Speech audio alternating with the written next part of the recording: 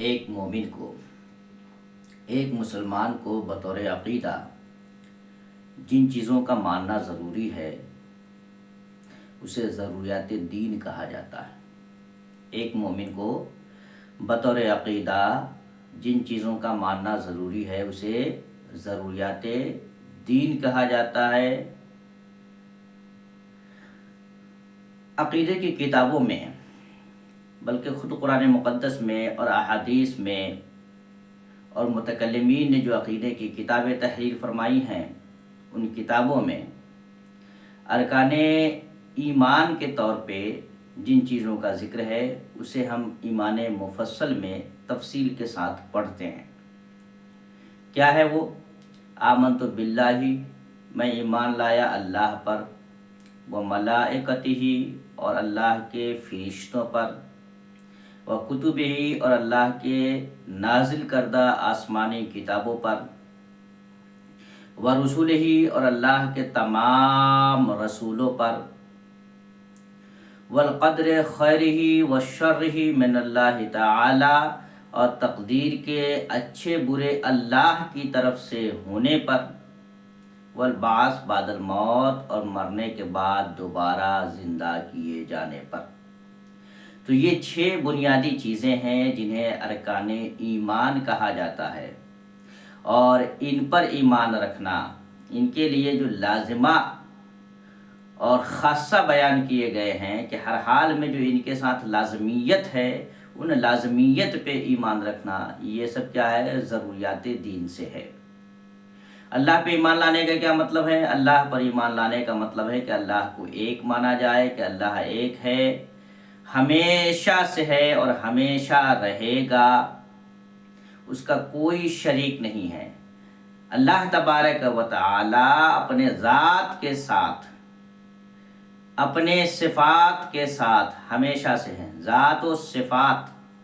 اللہ کی جتنی صفتیں ہیں اس کی ذات سے الگ نہیں ہے، تمام صفات کے ساتھ وہ ہمیشہ سے ہے، اور تمام صفات کے ساتھ وہ ہمیشہ رہے گا، اس پہ ایمان لانا۔ اسی طریقے سے اللہ کے فرشتوں پر ایمان لانا ہے کہ فرشتے اللہ کی ایک مخلوق ہے، جس طریقے سے ہم انسان ایک اللہ کی مخلوق ہے، چرند پرند اللہ کی مخلوق ہے، اسی طریقے سے فرشتے بھی اللہ کی مخلوق ہیں، ان کا بھی وجود ہے، اور یہ اللہ تبارک و تعالیٰ کے فرما بردار ہوتے ہیں، یہ نور سے پیدا کیے گئے ہیں، یہ کسی طرح کے گناہ نہیں کرتے۔ تو فرشتوں پر ایمان لانا، اس کے بعد آسمانی کتابوں پر، کہ اللہ تبارک و تعالیٰ نے موٹے موٹے طور پہ 4 آسمانی کتابیں اتاری ہیں۔ توریت حضرت موسیٰ علیہ السلام پر، زبور حضرت داؤد علیہ السلام پر، انجیل حضرت عیسیٰ علیہ السلام پر، اور قرآن ساری کائنات کے پیغمبر اور اللہ کے آخری پیغمبر حضرت محمد مصطفیٰ صلی اللہ علیہ وآلہ وسلم پر اتارا گیا ہے۔ اس کے علاوہ بھی اللہ تبارک و تعالیٰ نے چھوٹی چھوٹی کتابیں، جسے کتابچہ کہہ لیجئے، صحیفہ کہہ لیجئے، یہ کتابیں بھی متعدد پیغمبروں پر اللہ تبارک و تعالیٰ نے، یہ صحیفے بھی متعدد پیغمبروں پر اللہ تبارک و تعالیٰ نے نازل فرمائے۔ تو اس طریقے سے اللہ تعالیٰ نے جو بھی کتابیں، صحیفے انبیاء کرام پہ نازل فرمائے ہیں، ان تمام پر ایمان لانا، سب کو اللہ تبارک و تعالیٰ کی کتاب، اللہ تعالیٰ کی طرف سے صحیفے ماننا، یہ ضروریات دین سے ہے، یہ ارکان ایمان سے ہے۔ اس کے بعد تمام رسولوں پر ایمان لانا، حضرت آدم علیہ السلام، حضرت نوح علیہ السلام، ان کے بعد جتنے بھی پیغمبر آئے، کم و بیش 1,24,000 یا جو بھی بیان کیے جاتے ہیں اسلامی کتب میں، ان تمام پر ایمان لانا ہے کہ سب کے سب اللہ کے پیغمبر تھے، سب کے سب اللہ کے پیغمبر ہیں، اور اللہ تبارک و تعالیٰ نے جن پیغمبروں کو جو ذمہ داری دی تھی، تمام پیغمبروں نے اپنی اپنی ذمہ داری مکمل طریقے پہ اور صحیح طریقے پہ ادا کی ہے، اور امت تک جو پیغام ان کو پہنچانا تھا، ہر حال میں انہوں نے امت کو وہ پیغام پہنچایا، اور اپنی ذمہ داری پوری ذمہ داری کے ساتھ انہوں نے ادا کی ہے۔ وہ سب کے سب اللہ کے پیغمبر ہیں، وہ سب کے سب اللہ کے میسنجر ہیں، میسنجر آف اللہ، اس پر ایمان لانا۔ اور آخری پیغمبر کی حیثیت سے، اللہ کے آخری لاسٹ میسنجر کی حیثیت سے، کہ ان کے بعد اب قیامت تک کوئی پیغمبر آنے والا نہیں ہے، اللہ کے آخری پیغمبر، اللہ کے آخری پیغمبر جسے خاتم النبیین کہا جاتا ہے، نبیوں کا ختم کرنے والا، نبیوں کے عمارت کو مکمل کرنے والا پیغمبر، کہ ان کے بعد کوئی پیغمبر نہیں۔ حضور علیہ السلام کا ارشاد ہے لا نبی بعدی، میرے بعد کوئی نبی نہیں ہے۔ اس بات پر ایمان رکھنا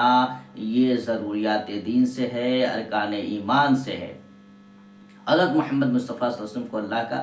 نبی ماننا، آخری نبی ماننا، رسول ماننا، آخری رسول ماننا، یہ ہے نبیوں پر ایمان لانا۔ اس کے بعد تقدیر، انسان کی زندگی میں جو بھی اچھا برا، کھٹا میٹھا، مصیبت آرام تکلیف، جو کچھ بھی انسان اپنی نگاہوں سے دیکھ رہا، محسوس کر رہا، اس کی زندگی میں جو کچھ بھی ہو رہا ہے، یہ سب کے سب اللہ تبارک و تعالیٰ کی طرف سے ہے۔ اس پر ایمان لانا،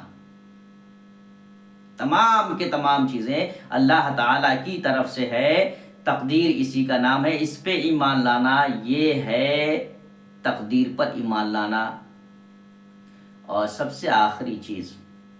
کہ ہم دنیا میں جو کچھ بھی کر رہے ہیں، اچھا ہے برا ہے، جو کچھ بھی ہے، ایک دن یہ دنیا فنا ہو جائے گی، ہم بھی مرتے ہیں، سب کو مرنا ہے، سب کو فنا ہونا ہے، ساری دنیا اللہ تعالیٰ ایک دن فنا کرے گا، اس کے بعد میں نئی دنیا تخلیق فرمائے گا، اور پھر ہمیں اس میں زندہ کر کے اٹھائے گا، اور پھر ہمارا حساب و کتاب ہوگا۔ میدان محشر میں قیامت بپا ہوگی، اور اس میں ہمارا حساب و کتاب ہوگا۔ ہم جو کچھ بھی کیے ہیں اللہ تبارک و تعالیٰ وہ ساری چیزیں ہمیں دکھائے گا، اور سب کا بدلہ ہمیں دے گا۔ ایک ذرہ نیکی کا بدلہ بھی اللہ ہمیں عطا فرمائے گا، ایک ذرہ برائی کا بدلہ بھی ہمیں دکھائے گا۔ ہم پہ کسی بھی انسان پہ کسی بھی جہت سے کوئی اس دن ظلم نہیں ہوگا، جو انسان جیسا کیا ہوگا اس کے ساتھ ویسا معاملہ کیا جائے گا۔ ہاں، یہ اور بات ہے کہ اللہ تبارک و تعالیٰ وہاں بھی رحمت کا معاملہ اپنے بندوں کے ساتھ فرمائے گا، وہاں بھی اس کے غضب پہ اس کی رحمت سبقت کرے گی، اور اللہ تبارک و تعالیٰ جس کے دل میں ایمان ہوگا اس کی بخشش فرمائے گا اپنے فضل سے، اپنے کرم سے، اور امت کے صلحاء کے شفاعت سے اللہ تبارک و تعالیٰ گنہگاروں کی بخشش فرمائے گا۔ اور جو بندہ کسی بھی جہت میں اللہ تبارک و تعالیٰ کے ساتھ شرک کرنے والا ہوگا، اللہ تبارک و تعالیٰ اسے کبھی بھی معاف نہیں فرمائے گا، کبھی بھی اس کی بخشش نہیں فرمائے گا۔ تو اس طریقے سے دین کو سمجھنا، ایمان کے ان ارکان کو سمجھنا، جاننا، تفصیلات معلوم کرنا، اس پہ کمال درجہ میں یقین رکھنا، علم کافی نہیں ہے، یقین رکھنا، یقین یہ ہے ایمان کا حصہ۔ اس حیثیت سے ہم امت مسلمہ کو دیکھنا چاہیے کہ ایمان کے باب میں ہم نے کیا چیزیں اب تک سیکھی ہیں،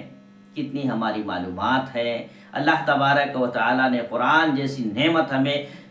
عطا فرمائی ہے، نبی اکرم صلی اللہ علیہ وسلم کی سنت احادیث کو محفوظ کر دیا گیا ہے، اور امت میں بے شمار علماء، فقہاء، محدثین، صوفیاء اللہ تبارک و تعالیٰ نے پیدا فرمائے ہیں، جو وقتاً فوقتاً جگہ جگہ ہر موقع پر امت کی رہنمائی کرتے رہتے ہیں۔ تو ایسی صورت میں اگر ہم ایمانیات کے باب میں کچھ چیزیں حاصل نہ کر سکے اور یوں ہی اپنی زندگی گزارتے رہے تو یہ ہمارے لیے محرومی ہے۔